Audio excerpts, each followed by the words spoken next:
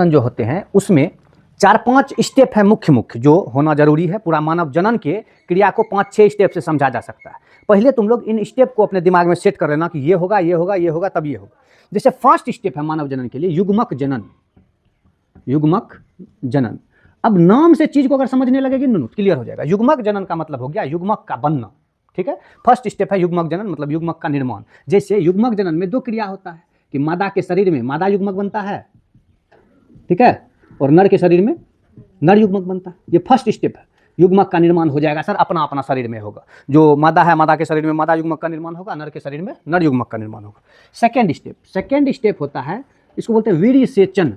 सेचन इसका अर्थ होता है जैसे कि तुम लोग पुष्प में पढ़ी थी परागन, कि परागकण निकलकर वर्तिकाग्र तक पहुंचा, उसी तरह जो है नर युग्मक जब मादा युग्मक तक पहुंचता है उस प्रक्रिया को हम लोग क्या बोलते हैं, वीर्य सेचन। तीसरा है निषेचन। तीसरा क्या है, निषेचन। निषेचन तो तुम लोग समझ ही रही है। निषेचन का मतलब होता है नर युग्मक और मादा युग्मक का मिलना, उसी को हम लोग क्या बोलते हैं, निषेचन। निषेचन के बाद आता है अंतरोपण। अंतरोपण, अंतरोपण का अर्थ एक्चुअली में अर्थ होता है कि जब निषेचन हो जाता है और युग्मनज का निर्माण हो जाता है तो युग्मनज जाके गर्भाशय की दीवार से चिपक जाता है। इसी घटना को हम लोग क्या बोलते हैं, अंतरोपण। अंतरोपण के बाद आता है गर्भकाल। क्या आता है, गर्भकाल। जिस समय में मतलब कि बच्चा का विकास होता है गर्भ में, उसी समय को हम लोग क्या बोलते हैं, गर्भकाल। और जब ये पूरा हो जाता है तो छठा है प्रसव। प्रसव का मतलब होता है जब बच्चा होता है उस घटना को हम लोग बोलते हैं प्रसव। तो ये 6 प्रोसेस को ही हम लोग को पढ़ना है। मानव का नर जनन अंग के बारे में हम लोग को समझना है कि नर जनन अंग में क्या सब होता है, कैसे होता है।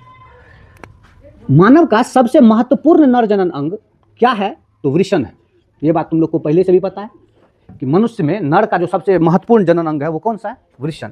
ऐसा क्यों है, क्योंकि वृषण में ही सबसे मेन यानी कि नर युग्मक का निर्माण होता है। नर युग्मक कौन होते हैं, शुक्राणु। यानी वृषण जो होता है उसी में शुक्राणु का निर्माण होता है। इसीलिए सबसे मेन इंपॉर्टेंट कौन हो गया, वृषण। वृषण के बाद ग्रंथियां। सहायक ग्रंथियां का मतलब इसमें से कुछ ग्रंथि आती है, जैसे कि इसमें तुमको ग्रंथि में आएगा शुक्राशय। कौन सा आएगा, नाम बाबू, नाम को याद रख लेना, शुक्राशय। सेकेंड आएगा इसमें पुरस्थ ग्रंथि। थर्ड आएगा इसमें बोल्बे यूरेथ्रल ग्रंथि। बोल्बे यूरेथ्रल 3 गो ग्रंथि रहता है, बात समझ जाना। शुक्राशय रहता है 2 ठो, पुरस्थ रहता है 1 गो, बोल्बे यूरेथ्रल रहता है 2 ठो, ठीक है।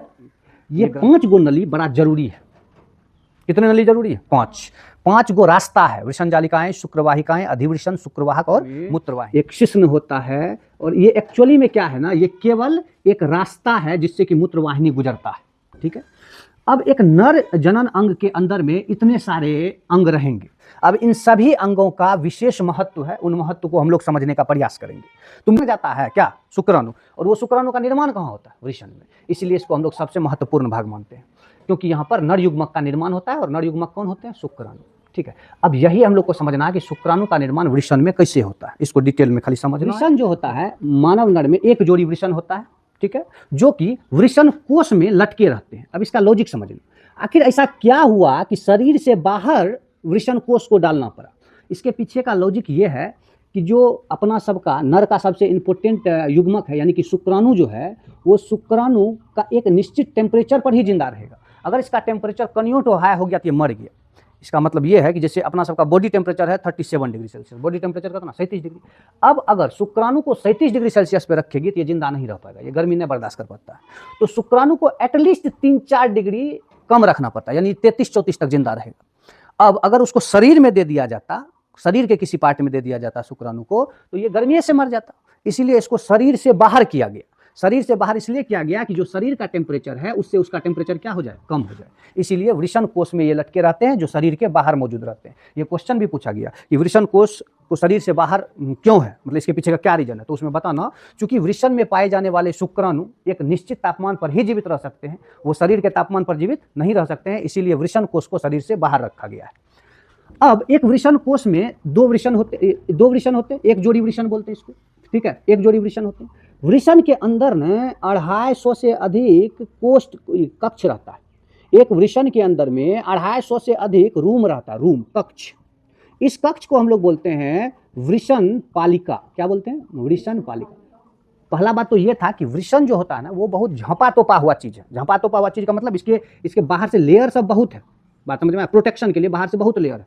अब इसके अंदर में 250 कोष्ठ है, ऐसे रूम है बिल्कुल बना हुआ। एक वृषण के अंदर में, और उसको हम लोग क्या बोलते हैं, वृषण पालिका। क्या बोलते हैं? याद तब ये रहेगा जब चीज को बढ़िया समझेगी। और प्रत्येक वृषण पालिका के भीतर में 250 वृषण पालिका है, और प्रत्येक वृषण पालिका के अंदर में एटलीस्ट 3 से 4 गो, ठीक है, शुक्रजनक नलिका होता है। क्या होता है? शुक्रजनक नलिका।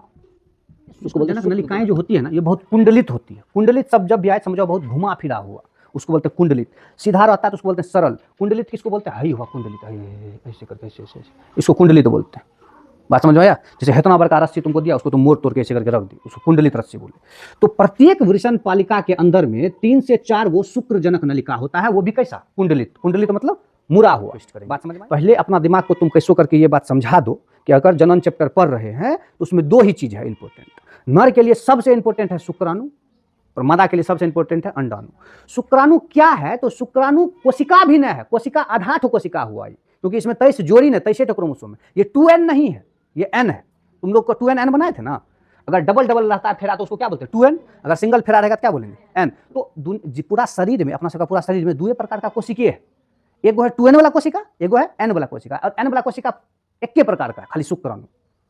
इसीलिए जितना भी बहादुर नर युग्मक पूरा या नर जनन तंत्र का बात कर रहे हैं, एक ही चलते शुक्राणु आ जाए खाली, और इस सबसे कोई मतलब नहीं, इसका कोई यूज नहीं अगर शुक्राणु ने दे पाया तो। सबका एक ही कर्तव्य है कि कैसो करके हम लोग शुक्राणु बनाएं और शुक्राणु को स्थान पर पहुंचाएं।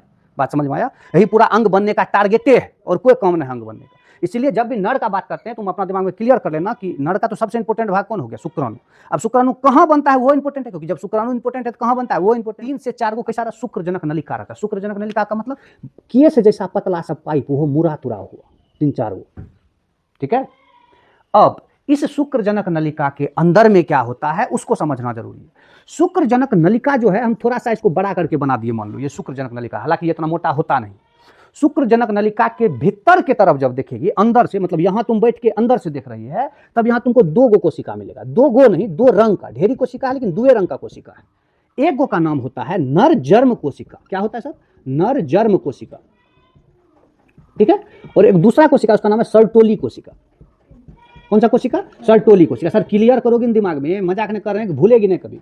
इस शुक्रजनक नलिका के अंदर में 2 रंग का कोशिका है मात्र। एक को बोलते हैं हम लोग नर जर्म कोशिका, एक को बोलते हैं सर्टोली कोशिका, ठीक है, भीतर की तरफ। लेकिन ठीक बाहर की तरफ अलग रंग का कोशिका है, उसके बारे में भी बताएंगे।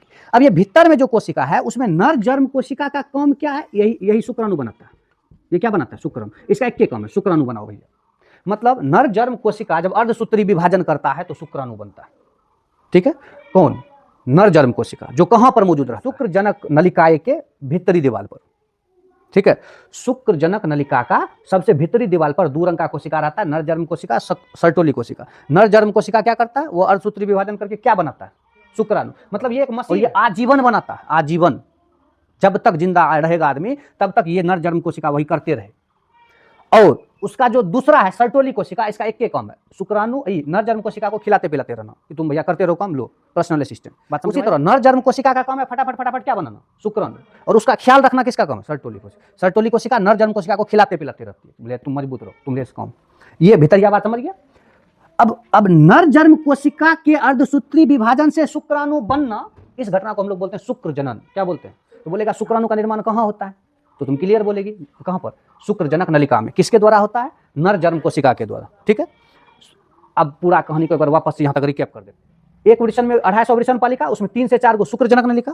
प्रत्येक शुक्रजनक नलिका में 2 रंग का कोशिका, एक नर जर्म कोशिका, एक सर्टोली कोशिका। नर जर्म कोशिका अर्धसूत्री विभाजन करेगा, शुक्राणु बनेगा, और सर्टोली कोशिका उसका ख्याल रखेगा, बस हो गया। अब इसका दूसरा पार, यानी इसी नस का, शुक्रजनक नलिका का उल्टा पार, बाहर से इसमें कोशिका जो रहता है, उस कोशिका का नाम है अंतराली कोशिका। कौन सा कोशिका? अंतराली कोशिका का ही दूसरा नाम है क्या? लीडिंग कोशिका। क्या नाम है? लीडिंग कोशिका। अंतराली कोशिका का ही दूसरा नाम है लीडिंग कोशिका। और लीडिंग कोशिका का काम है एंड्रोजन बनाना। ये हार्मोन निकालता है। क्या बनाता है? एंड्रोजन। एंड्रोजन तुमने नर जनन हार्मोन है एंड्रोजन, तुम लोग टेस्टोस्टेरोन और एंड्रोजन 2 हार्मोन रहता है ना मनुष्य में। तो ये जो एंड्रोजन हार्मोन है यहीं पर बनता है। कहां पर? शुक्रजनक नलिका में, अंदर की बाहर किसके द्वारा?